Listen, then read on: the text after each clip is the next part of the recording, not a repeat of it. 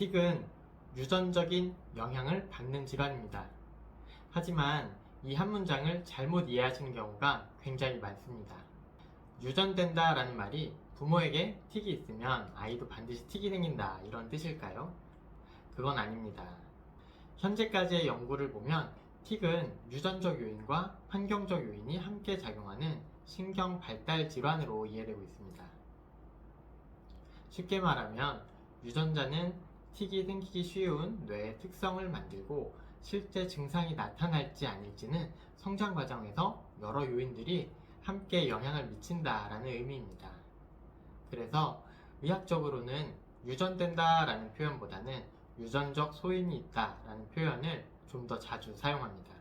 소인이라는 말은 질환이 반드시 생긴다 라는 의미가 아니라 그럴 가능성이 조금 더 높아진 상태를 의미합니다.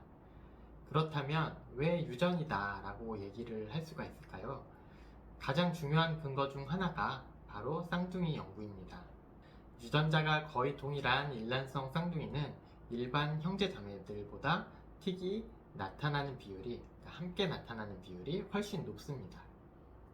이 결과는 유전적 영향이 분명 존재한다는 강력한 근거가 됩니다. 하지만 동시에 흥미로운 사실도 보여줍니다. 같은 일란성 쌍둥이인데도 한 명은 틱이 없거나 거의 안 보이고, 근데 다른 한 명은 증상이 훨씬 더 뚜렷하고 심한 경우를 적지 않게 관찰할 수 있습니다. 유전자가 같더라도 증상의 정도가 달라질 수 있다. 그런 의미겠죠. 결국 유전은 출발점을 만들지만 증상의 발현과 경과는 그것만으로는 다 설명되진 않는다 라는 것을 보여주는 결과인 것입니다. 최근에는 틱을 단일한 유전자 질환으로 보지는 않습니다.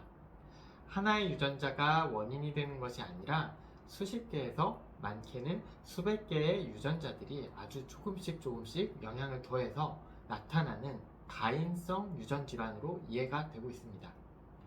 각 유전자의 영향은 크지 않지만 여러 요인이 함께 작용하면서 틱이 나타나기 쉬운 뇌의 환경을 만드는 것입니다. 그래서 가족력을 확인해보면 일정한 경향성은 분명 있지만 우리가 생각하는 것처럼 단순하게 딱딱 이렇게 유전되지는 않습니다. 실제로 진료를 하다 보면 부모님들께서 저는 틱이 없었습니다 라고 말씀하시는 경우가 굉장히 많거든요.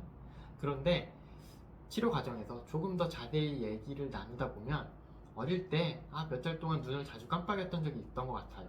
아니면 킁킁거리는 소리를 냈었던 것 같아요. 아니면 목을 흔드는 그런 행동들이 있었던 것 같아요. 이런 기억들을 떠올리시는 경우가 꽤 있습니다. 당시에는 단순한 버릇으로 생각하고 지나갔지만 지금 기준으로 보면 일시적인 틱이었을 가능성도 있는 것입니다. 반대로 부모에게 전혀 그런 병력이 없어도 아이에게 틱이 나타나는 경우도 흔합니다. 이 역시 틱이 하나의 유전자로 결정되는 그런 질환이 아니라 여러 가지 다인적인 요인으로 일어나는 질환이라는 사실을 잘 보여주죠. 또 한 가지 중요한 점이 있습니다. 유전되는 것은 틱 증상 하나만이 아닐 수 있습니다. 틱과 관련한 유전자들은 ADHD, 주의력결핍 과잉행동장애죠. 그 다음에 강박증, 불안, 이런 다른 신경발달 특성과도 일부를 공유하는 것으로 알려져 있습니다.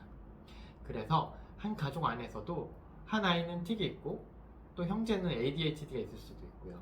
부모님들은 다소 강박적인 성향을 보이는 그런 형태로 나타나기도 합니다. 즉, 특정 질환 자체가 그대로 유전됐다라기보다는 이러한 신경회로의 특성이 다양한 모습으로 표현될 가능성이 있는 것이다. 이렇게 볼 수 있습니다. 부모님들께서는 꼭 이걸 기억하셔야 되는데요.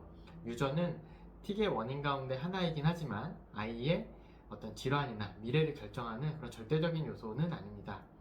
같은 유전적 소인을 가지고 있어도 어떤 아이는 몇 달 만에 자연스럽게 호전되기도 하고요. 어떤 아이는 훨씬 더 긴 치료를 필요로 하는 그런 경과를 보이기도 합니다. 예후를 결정하는 데에는 증상의 형태, 동반 질환의 유무, 뇌의 성숙 발달 과정, 그리고 적절한 치료 관리, 이런 것들이 함께 영향을 미칩니다. 따라서 유전이니까 어쩔 수 없다 라거나 반대로 우리 가족에는 틱이 없으니까 틱이 아닐 거야 라고 하는 그런 말들은 모두 정확하지 않습니다. 제일 중요한 것은 어떤 유전 여부를 추측하는 것이 아니라 현재 아이의 증상이 어떤 특징을 가지고 있는지를 지금 시점에서 정확하게 판단하고 평가하고 그에 따른 해법을 찾는 것이라고 볼 수 있겠습니다.